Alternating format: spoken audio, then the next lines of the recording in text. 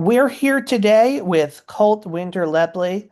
The new album is a self-titled EP. Um, Colt, how are you doing today? Good. How are you? Good. I didn't ever think I'd wind up playing a song with this title on my show, but then again, that just shows you the magic of radio. Give it enough time and anything's possible. You just heard Toilet Wizard. Uh, Tell me about the man in that song.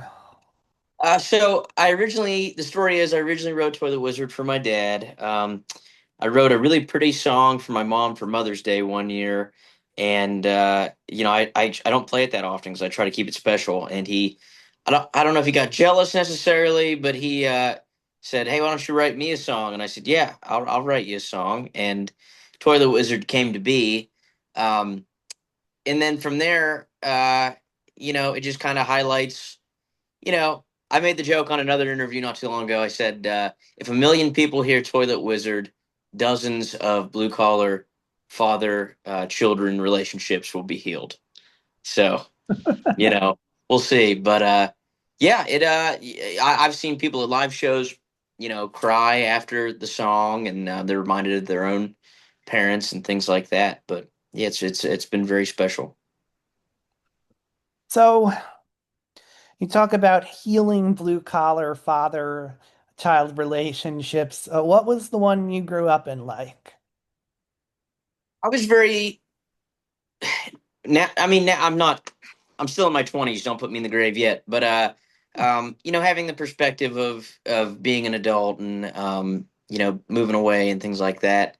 I feel very thankful in a lot of ways to have experienced that because I got to see, you know the heart, kind of the trope of what a blue collar worker is sometimes is, you go whether you want to or not, you put your nose down, you work hard, and in spite of all the things. And then in a lot of ways, like the song says, my dad was gone a lot of Christmases working on calls and things, and that's just part of the deal. But I'm always a big supporter of the folks in trades, and um, I think my dad was the epitome of what a modern folk hero could be, with the problematic things too. But we have a really good relationship now, and I think he didn't like the song when he heard it at first, but now he comes to shows when I'm close, and he asked for Toilet Wizard, so I think it's a good thing.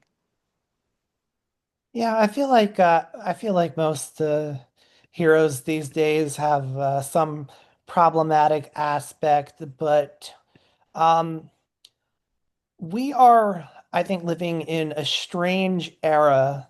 Not saying it's a good or a bad thing, but we're at a time when AI is suddenly doing to white collar jobs what automation and robots did to blue collar jobs once upon a time. Um, Tell me about the benefit of working in the plumbing industry compared to folks who are worried about getting replaced.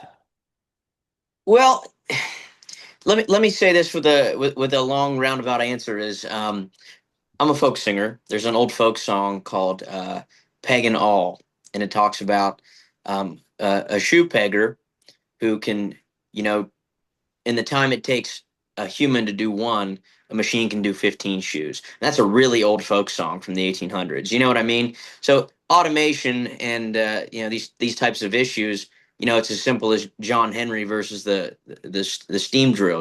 Like it's a relevant topic, um, and it has been. I think it's been on people's minds for a long time, for a couple hundred years, and there's always going to be a way to make things better, faster. Plumbers, now have electric tools and things like that. But um, it, I think it's going to be really hard for them to, maybe not. Maybe I'm being naive, but to program a robot to go out and diagnose, you know, a furnace and then go in and fix it and deal with the customer on what oftentimes is like their worst day. You know what I mean? If somebody's furnace goes down on Christmas and you send a robot out to fix it, I think that's just not quite the nuance there isn't provided. Yeah, the human touch is quite important with those machines. Do you feel as though your father got enough respect for the job he's doing? I mean, quite simply, with working with human waste is probably not the most glamorous thing to do, but do people, I guess, appreciate what that entails? Well, I don't. Yes and no. It's a necessary job that the society requires to keep going. I think a lot of people, maybe if you haven't had the experience of witnessing a plumber or somebody who sucks out septic tanks or something, you know what I mean? Like those types of jobs are maybe never the highest on respect as far as I don't imagine many kids wake up and they dream of being a plumber, right? But it's a necessary job, and it's been kind of funny because as you mentioned, as AI has replaced some white collar jobs and threatened these things, I hear a lot more people all the time saying, "Well, kid, maybe you should go be a plumber because they'll never replace that." But when I was growing up, it was go be an engineer, go be a nurse. Now it's go be a welder, go be a plumber, and we need those guys, we need those girls, but it feels like the respect is catching up in a way that is important. You know what I mean? It's almost as if uh, it's almost as if change is constant and every worker deserves a little bit of dignity. Yeah, I totally agree with that. I'm a big proponent of, you know, workers' rights and the blue collar guys that maybe they don't always realize, where or who they should be upset or mad about. It's it's been refreshing to hear to play the song and hear a lot of families' stories um, in response to that kind of thing. Just people that work blue collar jobs or otherwise. We're always pro worker here for sure. So the next one I want to dive into with you uh, is a tear addressed to you. Sure. Um, Really, you're flexing your lyrical might on that one, talking about songbirds driven mad. Um, Tell me about why that character is leaving. Well, in this song or songs like Sunflower Creek, I like to leave. I'd like to think really good writing leaves calculated holes in a way that the listener or the reader, what so have you, can apply pieces of their own life or insert characters that they see into that story. I mean, there's kind of a folk music trope where a lover or like an immigrant has to go across the sea for better opportunity, or even crime occurred and they have to go, and that shows up a lot in music, for the last 500 years. So I think folk music in a lot of ways kind of provides some interesting fences to work within sometimes.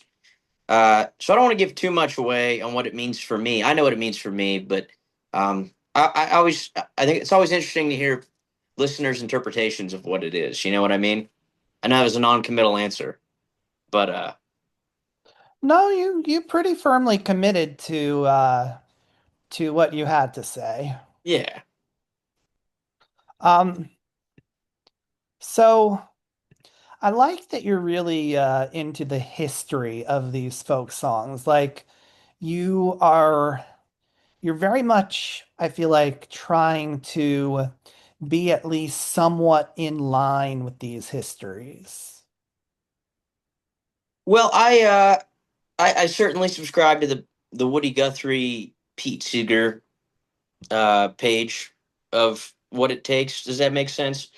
Um, you know, I'm growing up in a blue collar family, and also, I lived in Boston, and I got to experience rural culture and urban culture, and all the different tastes and things that those two places can offer. But similar to what you said, every worker deserves dignity. Every person deserves dignity, and I think in an ideal world, we can have the things that we've always wanted to have. Does that make sense? I'm just kind of circling here, but yeah, what you said, I subscribe to the page of history. Yeah, the Woody Guthrie, Pete Seeger camp for sure. That's a pretty special line through folk music history. Not sure. I don't know. Not sure they necessarily would go along with the more modern folk sound you're embracing, but I can see some of the I can see some of the personality come through on something like Toilet Wizard. Yeah, I mean, I think everything changes. I can say that the chord structure of crack cocaine is very Woody Guthrie esque, very stripped down. But then you listen to somebody like John Prine, who certainly had to have listened to a lot of Woody Guthrie, or Bob Dylan, or any of the folks, stock answer there. And you have to push music where people listen now too. So I do my best to tip my cap to the folks who came before me, who I admire, and but I also do my best to just be Coltt Winter Lepley. You know. That's fair. Um, 1,000 letters every second isn't going to make up the difference. Hmm. Isn't going to make up the distance.